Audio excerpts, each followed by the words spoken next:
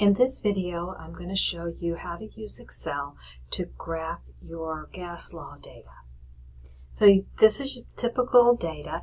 The first graph you'll make will be volume versus pressure. The second graph will be temperature versus pressure. The third graph will be temperature versus volume.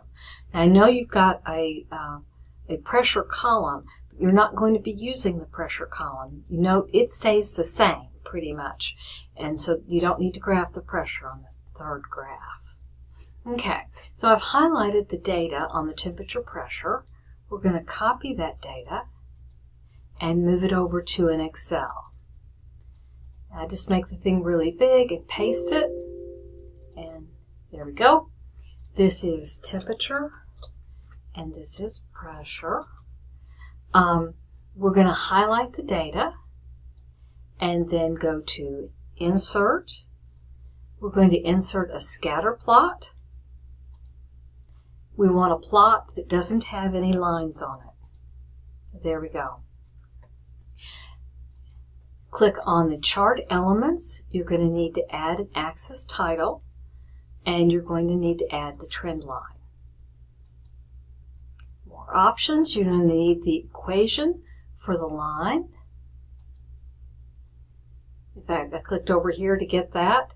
I've got display equation on the chart and display the R value.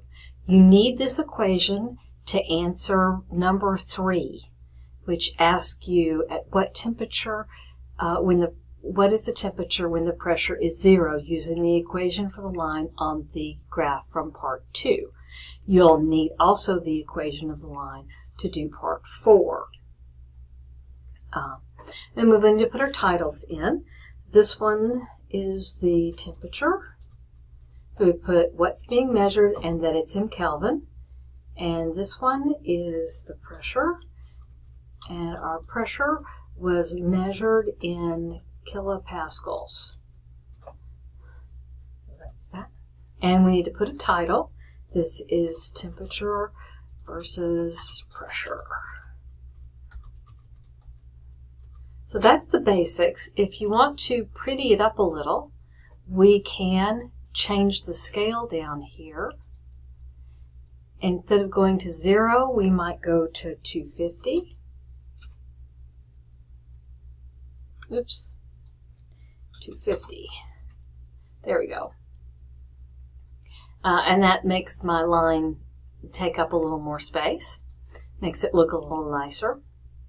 And that's pretty much it. Thanks for listening.